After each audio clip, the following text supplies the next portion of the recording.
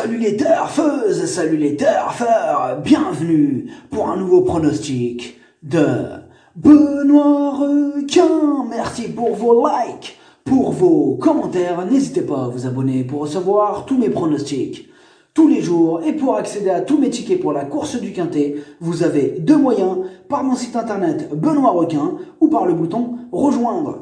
Ok, place au pronostic du Quintet du mercredi 24 mars, direction Lisieux pour le prix Roger Ledoyen.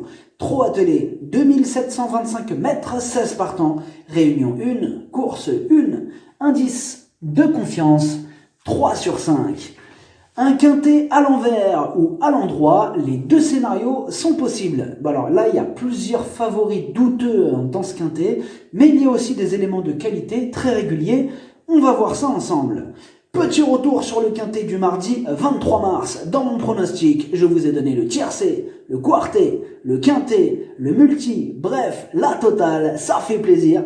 Et pour les membres de mon site internet Benoît Requin et les membres Yo-Yo Total VIP, depuis le mois d'octobre, on a atteint la somme de 91 800 € de gains. On vise les 100 000 €. Et je compte sur vous pour soutenir la chaîne Monde Viticole et je vous ai mis son logo à la fin de la vidéo.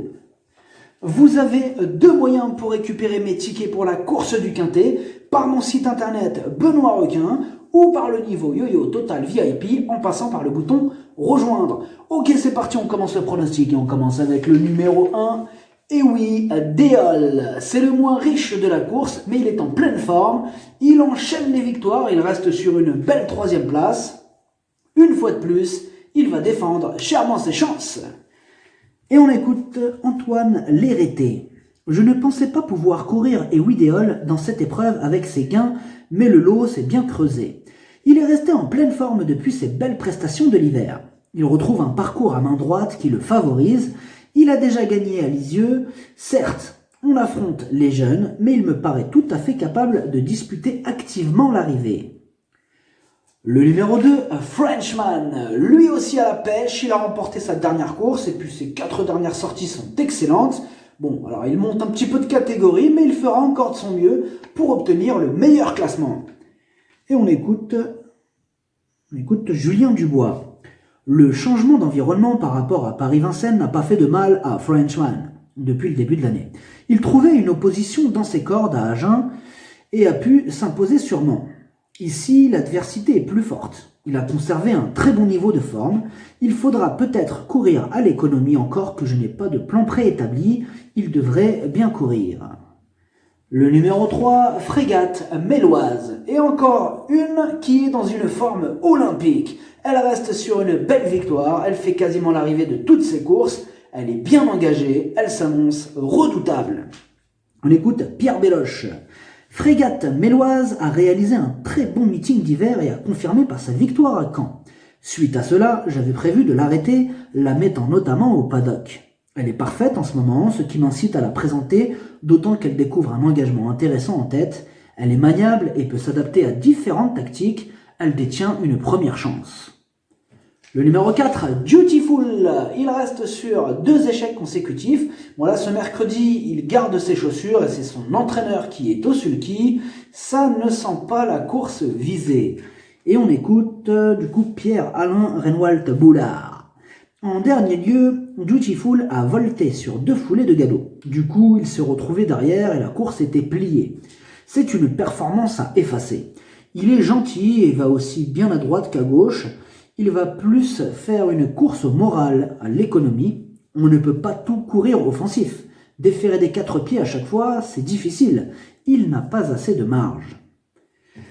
Le numéro 5, Darwin Star. Il reste sur 4 échecs consécutifs, mais on connaît les talents de Franck Nivard. Et à l'issue d'un bon parcours, il va tenter de se mêler à l'emballage final.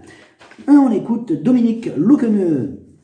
J'ai eu des chevaux malades à Cagnes cet hiver et Darwin Star a été un peu touché. Il aurait pu mieux faire sans cela. Il est revenu la semaine dernière en Normandie. Il m'a laissé une bonne impression lundi matin au travail. Dernièrement à Cagnes, il volait au hit mais était raccourci en compétition. Il va donc courir avec des fers très légers.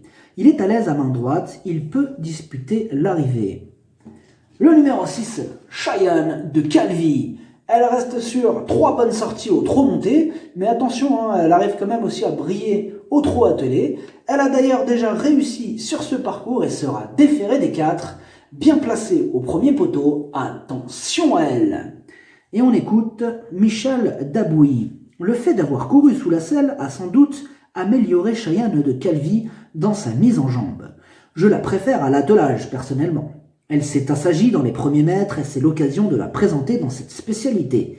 Elle avait couru proprement ferrée à Cordemais au sulky. Je la défère des 4 pieds ici. Elle est un peu moins droitière, mais cela devrait aller. Elle est au top. Le numéro 7, Diva Beauregard. C'est la plus riche du premier échelon. Elle fait face à un engagement sur mesure à seulement 40 € du recul. Des progrès sont attendus sur sa course de rentrée. D'ailleurs, elle sera pieds nus pour l'occasion. Mieux vaut ne pas la sous-estimer. Et on écoute Jérémy Gaston Van Eekhout. Comme Diva Beauregard n'est pas à l'aise sur la grande piste de Vincennes, j'ai préféré faire l'impasse sur le meeting d'hiver. Elle était munie de fer très lourd pour sa rentrée et n'avait pas d'artifice. Cette sortie lui a fait du bien. Elle sera cette fois mise en mode compétition. L'engagement est idéal, mais le lot est très bien composé. Nos ambitions se limiteront à la 5e place. Le numéro 8, East River. Sa discipline de prédilection, c'est le trot monté. Ferré, associé à son entraîneur et rendant la distance. Énorme non. Et on écoute Christophe Klein. La dernière fois au monté, East River a été tamponnée dans le dernier tournant alors qu'elle était bien en course. Elle est en forme, elle n'a pas de référence à l'attelé étant compliquée dans un tel contexte. C'est juste à côté de la maison et cela va me permettre de l'entretenir pour ses prochaines sorties sous la selle. Je pense qu'on peut faire l'impasse sur ses chances. Le numéro 9, dénicheur du vif. Il est à court de conditions, il reste ferré, sa tâche s'annonce compliquée. On écoute Aymeric Thomas. Dénicheur du vif aurait dû recourir à Cagnes après sa victoire de début février, mais il a eu de la température pendant 3 jours. Il a fallu se résoudre à faire l'impasse. Il a donc été ralenti dans son travail et ici, il n'est pas affûté. Il restera d'ailleurs ferré. Cette course va lui faire du bien avant de retourner dans la capitale. Avant coup, il n'aura pas une tâche évidente, il faut le revoir. Le numéro 10, Altus Fortis. Il a 11 ans et ce sera donc sa dernière course en France. Il n'a pas de marge et il doit rendre la distance. Sa tâche s'annonce délicate. On écoute Philippe Machael. En Belgique, Altus Fortis arrive parfois à se mettre en évidence, mais il découvre désormais des tâches plus compliquées en France. À 11 ans, il est toujours aussi fringant et n'a pas démérité récemment à Mons. C'est sa dernière course française. Il n'aura pas la partie facile. J'effectue le déplacement principalement pour rendre hommage à Roger Ledoyen, mon maître d'apprentissage. Le numéro 11, Deganawida. Il est en forme, mais doit rendre la distance et aussi il garde ses chaussures. Et dans ces conditions, il ne visera qu'une petite place. Et on écoute Stéphane Provost. J'avais visé la première étape du Grand National du Trot de Reims dans laquelle Deganawida était bien placé en tête. Il court de première. Il est bien placé à Lyon dans un mois, ce sera le 14 avril, qui sera son prochain objectif. Lisieux est proche de la maison et cette course va permettre de le maintenir en condition. Il est resté très bien et n'est pas incapable d'être 5 ou 6e, mais ses prétentions sont limitées, ferrées. Le numéro 12, Blackjack, la nuit. Cette course a pour but de le maintenir en condition. C'est son propriétaire et entraîneur au sulky. Bon, attention, ils ne seront pas deux dessus. C'est son entraîneur qui est aussi le propriétaire. Bref, ferré aux 25 mètres, je l'écarte. Et on écoute Stéphane Bourlier.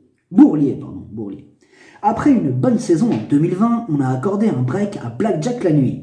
Cet hiver, d'autant qu'il n'avait pas un programme attrayant. Il n'a qu'une course dans les jambes et n'est pas encore prêt à donner sa pleine mesure. Je le présente à Lisieux afin qu'il améliore sa condition physique et retrouve le rythme de la compétition. Il restera ferré et mérite d'être revu. Le numéro 13, Diva Dugrani. Elle vient de remettre les pendules à l'heure, mais la régularité ne fait pas partie de ses principales qualités. Et comme d'habitude avec elle, ce sera quitte ou double. Et on écoute Jean-Marie à Monclin. Diva du Granny nous a fait plaisir en étant deuxième en dernier lieu à Vincennes. Elle est un peu moins bonne droitière, mais il faut que je la garde en condition physique. On est obligé de la laisser ferrer car elle a usé du pied, elle aura des petits fers assez fins, elle va courir plutôt dans la corde, mais une place est dans ses cordes si le déroulement de course lui est favorable. Le numéro 14, Carnaval du Vivier. Il est sur la montante, ce mercredi il sera en mode course, déféré des 4, même aux 25 mètres, il va en faire souffrir plus d'un sur sa route. Et on écoute Philippe Beauvisage. Carnaval du Vivier n'avait pas convaincu lors de sa tentative à Vincennes fin novembre et nous avons préféré l'arrêter. Il a effectué une bonne rentrée au début du mois à Caen et il me semble désormais revenu à son bon niveau. Il sera cette fois pieds nus et la corde à droite ne va pas le déranger. Ce n'est pas facile de rendre la distance à des 6 ans, mais sa place est dans les 3 premiers. Le numéro 15, Equinox JL. En 11 courses, seulement 4 fois à l'arrivée, il vient enfin de remettre les pendules à l'heure, mais il ne répète que rarement ses bonnes sorties. Là, c'est ce qu'on appelle un favori douteux, et comme d'habitude, avec lui, ce sera tout ou rien. On écoute Jean-Luc Dersoir. Mercredi, Equinox JL bénéficie d'un engagement favorable sur une piste qui ne devrait pas le déranger. Il a déjà enregistré de bonnes performances à droite. Il est resté au mieux, mais ce n'est jamais facile de rendre la distance sur ce tracé. Les 6 ans du premier échelon seront difficiles à battre. J'attends de meilleures conditions pour le déférer des 4 pieds. Une place reste malgré tout à sa portée. Le numéro 16, Frija du Pont. Entraînée par Jean-Michel Bazir et pilotée par le fils, elle aussi n'est vraiment pas un modèle de régularité. En 12 courses, seulement 2 fois à l'arrivée, mais c'est la plus riche de ce quintet. C'est une course visée, déférée des 4 pour l'occasion, ça passe ou ça casse. Et on écoute Nicolas Bazir. Frija Dupont a souvent joué de malchance ces derniers temps, comme récemment à Lyon, où elle a été contrariée par un rival au galop. Auparavant, elle avait très bien couru à Caen, alors qu'elle était ferrée. Mercredi, elle est idéalement engagée. Ce ne sera pas facile de rendre victorieusement 25 mètres, mais si tout se passe bien, elle ne devrait pas sortir des 4 premiers. Le pronostic, ça donne 3, As, 14, 2, 16, 6, 11, 7. Cheval de complément le 5, si jamais il y a un autre nombre important, et ça peut arriver, le 15.